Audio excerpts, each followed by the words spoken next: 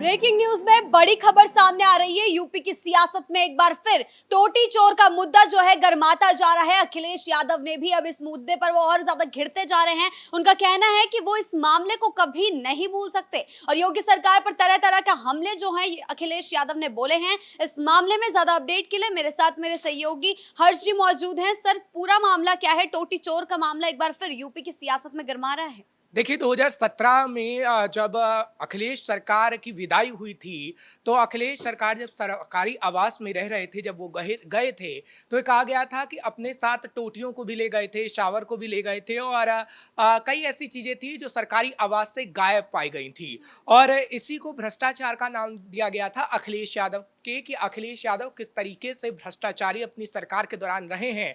क्योंकि 2013 में भी कई भ्रष्टाचार के मामले सामने आए थे, 14 में, 15 में, 16 में, लेकिन 17 के बाद ऐसा नहीं हुआ, क्योंकि 17 के बाद योगी आदित्यनाथ देखने को मिले उत्तर प्रदेश में। लेकिन अखिलेश यादव जब तक उत्तर प्रदेश में रहे, जब तक भ्रष्टाचार करते रहे।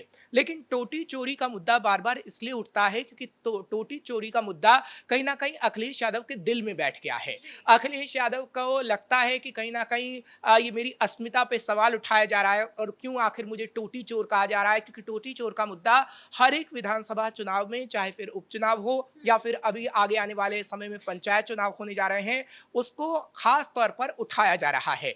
और अखिलेश यादव का दर्द निकल निकल कर बाहर आ रहा है कि मुझे आखिर क्यों टोटी चोर कहा जा रहा है और आखिर क्यों टोटी चोर मामले में मुझे घसीटा जा रहा है, जबकि हमारी कोई गलती ही नहीं थी। उस वक्त जो तत्कालीन मुख्य सचिव थे उनकी गलती थी, और मेरे खिलाफ एक ऐसा माहौल बनाया गया था। टोटी चोरी किसी और ने की, लेकिन मेरे खिलाफ ऐसा माहौल बना दिया गया कि मैंने कहीं ना कहीं टोटी चोरी कर ली है। कई सारी बातें हैं, क्योंकि उन्होंने प्रेस कॉन्फ्रेंस करके योगी आदित्यनाथ की सरकार पर हमला बोला है, और खास तौर पर ये कहा है कि योगी आदित्यनाथ ने जानबूझकर, यानी बीजेपी की जब टीम आई यूपी में और योगी आदित्यनाथ की सरकार बनी, तो अखिलेश यादव के खिलाफ एक माहौल गढ़ने की कोशिश की गई, एक नैरेटिव गढ़ने की कोशिश की गई, और अखिलेश यादव के खिलाफ वो नैरेटिव बना भी। उसके बाद दोबारा भी अखिलेश यादव उत्तर प्रदेश में नहीं आ पाए। लेकिन अखिलेश यादव ये नहीं बता रहे हैं कि वो आखिर मुख्य वजह क्या है जिसकी वजह से नहीं आ पाए। वो सिर्फ इतना बता रहे हैं कि एक नैरेटिव गढ़ा गया, और उस नैरेटिव के कारण हम उत्तर प्रदेश में अपनी सरकार नहीं बना पाए। अवनीश अवस्थी का नाम अखिलेश द्वारा लिया गया है। उन्होंने कहा है कि ये सब उनकी साजिश का नतीजा है। हाँ, मैंने कहा कि मुख्य सचिव की बात वो कह रहे हैं, उस वक्त वही थे, और इसलिए बार बार उनका नाम लिया जा रहा है। हालांकि अखिलेश यादव की बात करें तो अखिलेश यादव जो नैरेटिव गढ़ने की बात भी कह रहे हैं, क्या अखिलेश यादव ने 2024 में संविधान के नैरेटिव को नहीं गढ़ा?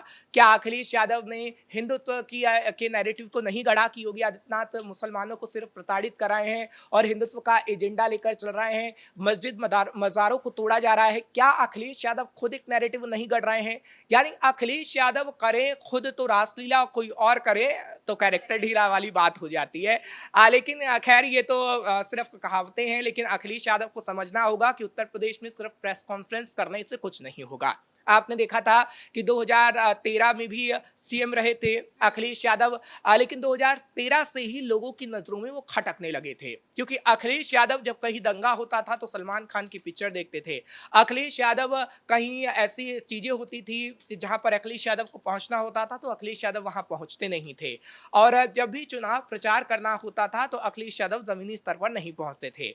वो सीएम बने थे अपने पिता की वजह से, क्योंकि मुलायम सिंह यादव की उतनी पैठ मुसलमानों और यादवों में थी जो अखिलेश यादव को भी सीएम बनाई गई। लेकिन अखिलेश यादव अपने पिता के भी नहीं रहे थे। अखिलेश यादव ने अपने पिता से भी बगावत कर दी थी, और किस तरीके से पार्टी के सिंबल को अपना करने के लिए वो चुनाव आयोग तक पहुंच गए थे, और खास तौर पर प्रेस कॉन्फ्रेंस करके ऐलान कर दिया था कि सर्वे सर्वा अब पार्टी का मैं ही हूं। तो अखिलेश यादव आखिर किसके हो सकते हैं? लेकिन आप ये जरूर कह सकती हैं कि अभी भी आखिर अखिलेश यादव गलती करते रहे, सिर्फ और सिर्फ प्रेस कॉन्फ्रेंस करते रहे, तो जनता समझ जाएगी कि वो सिर्फ सोशल मीडिया तक सीमित है, वो सिर्फ प्रेस कॉन्फ्रेंस तक सीमित है। आपने कभी अखिलेश यादव को जमीनी स्तर पर देखा भी होगा तो बस में देखा होगा, जब वो बस में जाते हैं, चुनावी यात्रा करते हैं। हाँ, हमने राहुल गांधी को जरूर देखा है कि वो पैदल यात्रा करते हैं, लेकिन अखिलेश यादव उत्तर प्रदेश में अपनी पैठ को अगर और मजबूत करना चाहते हैं तो उन्हें घर घर पहुंचना होगा।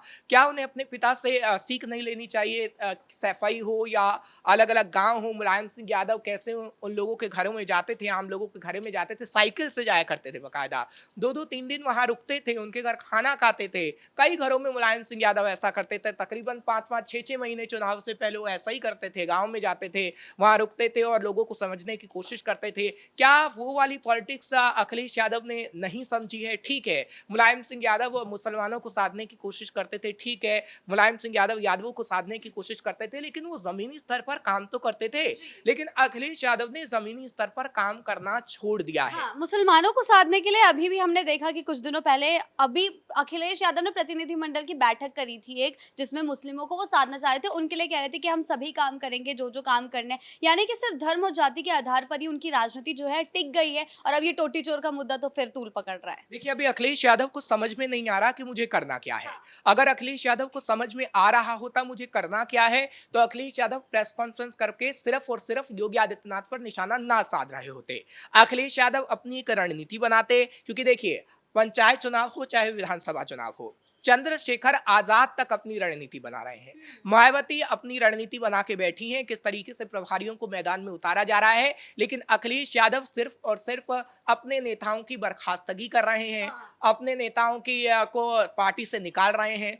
अरे भाई, जो नेता आपका मजबूत है आप उसे ऊपर करिए ना। जो आपका नेता निचले स्तर का है, आप उसे अगर पार्टी से निकाल देंगे, उसका प्रोत्साहन नहीं करेंगे, तो वो तो आपकी बुराई करेगा ही। आप अगर निचले स्तर के नेताओं से नहीं मिलेंगे, कार्यकर्ताओं के मनोबल को मजबूत नहीं करेंगे, तो समाजवादी पार्टी की सरकार उत्तर प्रदेश में कैसे बनेगी? क्योंकि कोई भी कार्यकर्ता ही होता है जो पार्टी को मजबूत करता है, और अखिलेश यादव जैसे व्यक्ति को सीएम बनाता है, या फिर बिहार में हो या फिर कहीं पे भी कार्यकर्ता अगर किसी भी पार्टी का मजबूत होता है तो उस पार्टी की सरकार बनती है। लेकिन अखिलेश यादव अपने कार्यकर्ताओं से ना तो जमीनी स्तर पर मिल रहे हैं, ना अपने नाराज नेताओं से मिल रहे हैं। अगर पार्टी से नाराज होते हैं कुछ नेता तो उनको निकाल दिया जाता है, कार्यकर्ता नाराज होते हैं तो उनको निकाल दिया जाता है। हमने पिछले दिनों देखा भी किस किस तरीके से पूजा पाल हो या फिर अन्य जो समाजवादी पार्टी के नेता है, उन्होंने किस तरीके से अखिलेश यादव की पोल खोली है। और तकरीबन 50 से 60 ऐसे कार्यकर्ता हैं जो कहीं ना कहीं बीजेपी में पिछले दिनों शामिल हुए हैं, कार्यकर्ता शामिल हुए हैं। और अभी कहा जा रहा है कि योगी आदित्यनाथ ने एक ऐसी टीम भी गठित वो करने जा रहे हैं जो कहीं ना कहीं अखिलेश यादव को पटखनी देने का काम करेगी पंचायत चुनाव में। क्योंकि अगले साल पंचायत चुनाव होना है 2026 में, और उसके बाद होगा 2027 में विधानसभा चुनाव। लेकिन अखिलेश यादव कोई भी काम नहीं कर रहे हैं, जो कि अखिलेश यादव को ये कहावत उनके ऊपर फिट बैठ सकती है कि अब पछताए होत क्या जब चिड़िया चुग गई खेत। क्योंकि अगर आप अभी से काम नहीं करेंगे तो कहीं ना कहीं आपको भुगतना तो पड़ेगा ही। और 2027 नजदीक ही है, 2026 अगले साल है, उसके बाद 2027 है, यानी आपके पास सिर्फ 1 साल का वक्त बचा है, 2026 और उससे पहले भी आपको पंचायत चुनाव की तैयारी करनी होगी। लेकिन पंचायत चुनाव को लेकर अखिलेश यादव कुछ नहीं कर रहे हैं। आपने ये कल ही मायावती ने ऐलान किया है, उससे पहले चंद्रशेखर आजाद तक कह रहे हैं कि नहीं, हम पंचायत चुनाव में दमखम के साथ उतरेंगे। लेकिन आखिर अखिलेश यादव पंचायत चुनाव के लिए एक शब्द क्यों नहीं कह रहे? क्या अखिलेश यादव को भरोसा नहीं है कि हम पंचायत चुनाव नहीं जीत पाएंगे? क्योंकि उपचुनाव को लेकर भी वो आश्वस्त थे कि हम यादव और मुस्लिमों को साध कर उपचुनाव को जीत जाएंगे। लेकिन ऐसा नहीं हुआ, और अखिलेश यादव को कहीं ना कहीं पटखनी दे दी गई मुसलमानों की तरफ से। और अभी भी अखिलेश यादव आश्वस्त है कि पंचायत चुनाव में यादव और मुस्लिम समीकरण उनका काम आ जाएगा। सबसे बड़ा सवाल उनके नेतृत्व पर ही उठता है अखिलेश यादव के, जैसे कि पूजा पाल भी अभी हाल ही में सामने आई थी, तो उस टाइम पे भी देखा गया कि वो उन्होंने सीधा उनकी पोल खोली है कि अपराधियों को संरक्षण देते थे। तो यही उसकी पूरी की पूरी पॉलिटिक्स इसी के इर्द गिर्द जो है दिखाई दे रही है।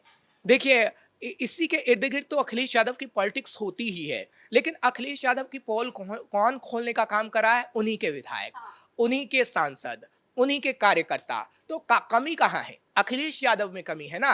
अगर अखिलेश यादव उन लोगों को एकजुट रखते, उन लोगों से बातचीत करते, उन लोगों की नाराजगी दूर करते, तो ये स्थिति और ये नौबत उत्तर प्रदेश में ना आती।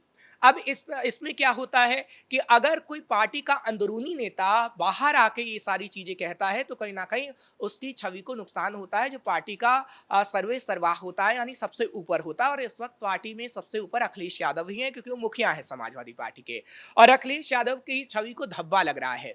पिछले दिनों हमने देखा था कि कैसे पूर्व समाजवादी पार्टी की एक नेता थी, उन्होंने अखिलेश यादव के एकदम करीबी रहने वाले व्यक्ति पर दुष्कर्म का आरोप लगाया था। लेकिन अखिलेश यादव ने कुछ भी नहीं किया। यानी निचले स्तर के नेता आपको बता रहे हैं कि देखिए आपके पार्टी के अंदर ऐसे भी नेता हैं जो कहीं ना कहीं महिलाओं को प्रताड़ित करते हैं, जो कहीं ना कहीं जमीनी स्तर पर काम नहीं करते हैं, लेकिन आप उनके बारे में एक शब्द नहीं बोलते। कैश खान का मुद्दा भी सामने आया है, गद्दे के नीचे छुपे हुए मिले थे। देखिए, समाजवादी पार्टी के नेताओं की अभी खुल-खुलकर जो चीज़ें हैं वो सामने आ रही हैं। लेकिन अगर ऐसी खुल-खुल के चीज़ें सामने आती रहीं तो अखिलेश यादव को काफ़ी नुकसान होगा, क्योंकि योगी आदित्यनाथ पूरी रणनीति पंचायत चुनाव को लेकर भी बना चुके हैं और विधानसभा चुनाव को लेकर भी बना चुके हैं। और योगी आदित्यनाथ पीढ़ी की काट भी कर चुके हैं, क्योंकि योगी आदित्यनाथ को हम पहले ज़रूर देख रहे थे कि हिंदुत्व के एजेंडे पर वो फोकस कर रहे थे, लेकिन अब उन्होंने सभी एजेंडे पर फोकस किया है और लगता है कि अखिलेश यादव सिर्फ और सिर्फ प्रेस कॉन्फ्रेंस के सहारे ही रह जाएंगे। जी, बहुत-बहुत धन्यवाद आपका इन तमाम जानकारियों के लिए। तो जिस तरीके से अखिलेश ने प्रेस कॉन्फ्रेंस करी है और कहा है कि वो इस मामले को कभी नहीं भूल सकते, साथ ही बीजेपी सरकार पर हमला बोला है, अवनीश अवस्थी पर हमला बोला है, तो आगे चलकर इसमें क्या कुछ होता है, ये मुद्दा और कितना गर्माता है यूपी की सियासत पर, इस पर हमारी नजर जो है बनी रहेगी। ब्रेकिंग न्यूज में फिलहाल इतना ही। कैमरा पर्सन कुणाल के साथ मैं शिवानी रतूड़ी, कैपिटल टीवी उत्तर प्रदेश।